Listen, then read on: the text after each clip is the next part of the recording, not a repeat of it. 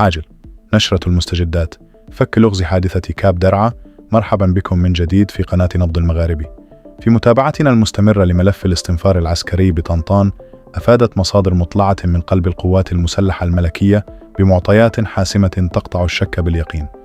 الخبر الأهم هو استبعاد أي فرضية لعمل إرهابي أو تخريبي، فالحادث حسب المعطيات الميدانية لا يخرج عن كونه حادثا عرضيا وقع في تضاريس المنطقة الوعرة.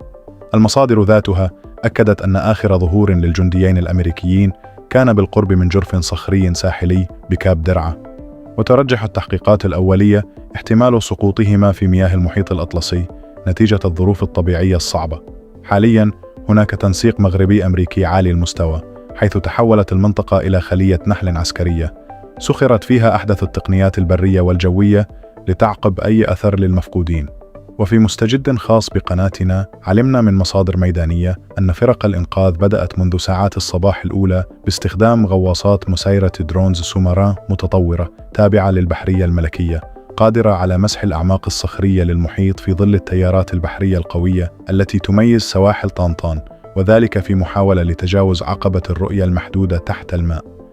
الجهود مستمرة والأمل لم ينقطع في العثور على العسكريين.